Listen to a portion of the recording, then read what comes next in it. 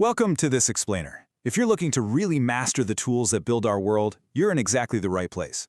Today, we're taking what might usually be a pretty dry technical operations manual and we're totally transforming it. We're going to build a dynamic, crystal clear understanding of one of the absolute most crucial tools in any fabrication setting, the vertical drill machine. We're going to cover the whole shebang, from its core anatomy and working principles to maintenance and, of course, vital safety rules. Let's get to it.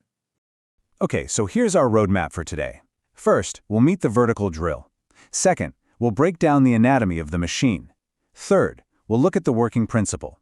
Fourth, essential maintenance procedures. And fifth, critical safety precautions.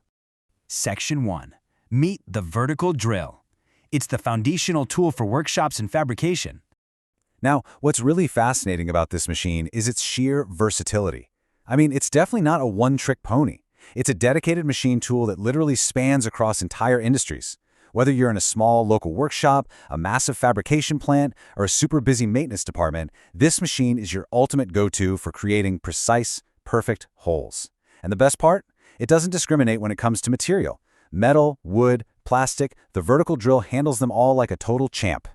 And that versatility really extends to its everyday applications. Sure, it does standard hole drilling, we know that, but it's actually a serious multitasker. It handles reaming, to slightly enlarge and finish a hole with incredible accuracy. It does tapping to create internal threads. It can even perform counter-boring and counter-sinking so your screw heads sit perfectly flush, and spot-facing for a smooth, flat surface around a hole. So it goes way beyond just basic drilling. It's really a comprehensive workstation. Moving right along to Section 2, Anatomy of the Machine. Let's break down the physical structure.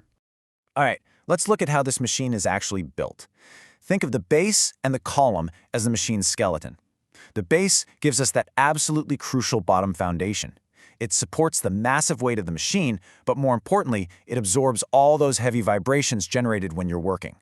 Rising straight up out of that base is the column, a vertical cylindrical structure acting like a spine, supporting the work table and the drill head. And then we have the electric motor. This is the heart of the operation, pumping raw rotational power into the entire system. Without this heart, well, the machine is just a heavy piece of metal, right? So, if the motor is the heart, you can think of the spindle as the arm doing all the heavy lifting. It's the rotating shaft that ultimately holds and spins your drill bit. It takes all that intense rotational energy from the motor, transferred over through a highly efficient belt and pulley system, and directs it exactly where the work is happening. It's a brilliant setup. Which brings us to a really crucial component, the chuck. Continuing our anatomy analogy, if the spindle is the arm, the chuck is definitely the hand. Connected directly to the spindle, the chuck's only job is grabbing hold of that drill tool and keeping it locked in incredibly tight. And it has to hold on no matter how extreme those rotational forces get. A perfectly secure chuck means a precise, safe drill every single time.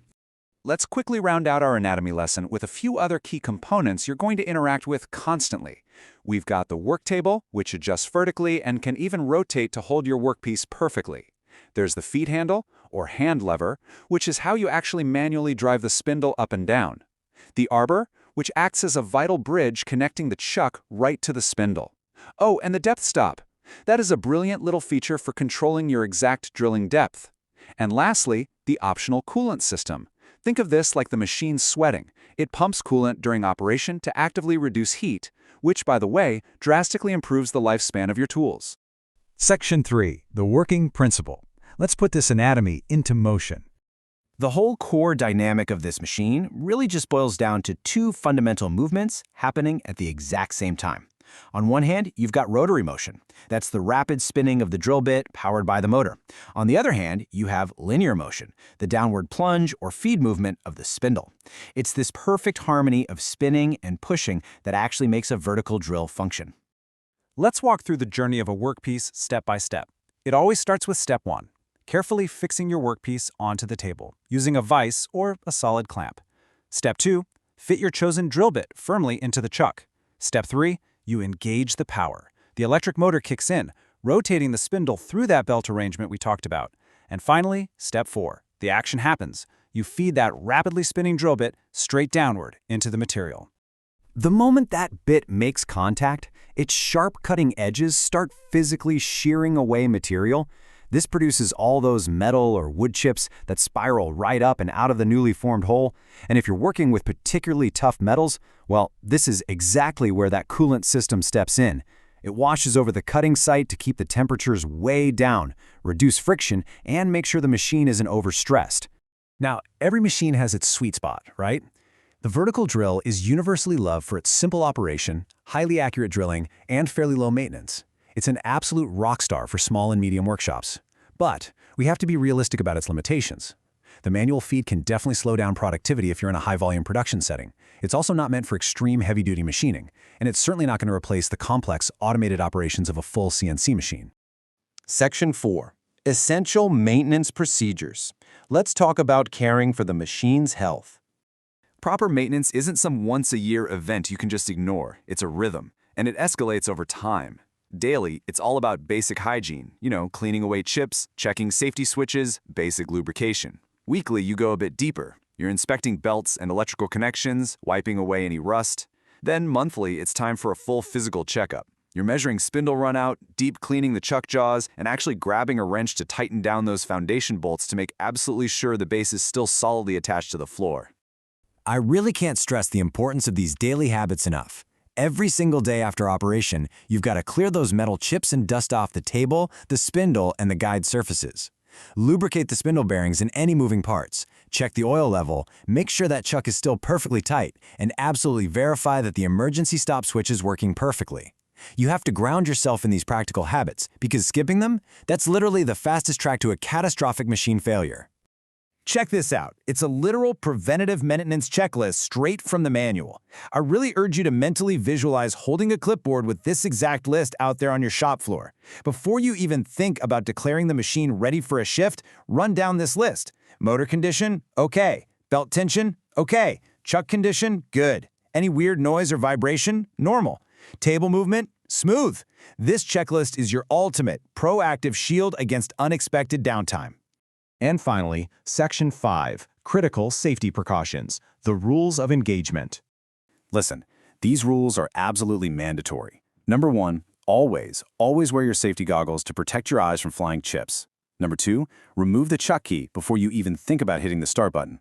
Seriously, a loose chuck key becomes a deadly, high-speed projectile the second that motor spins up. Number 3, always calculate and use the proper drilling speed for whatever material you're using.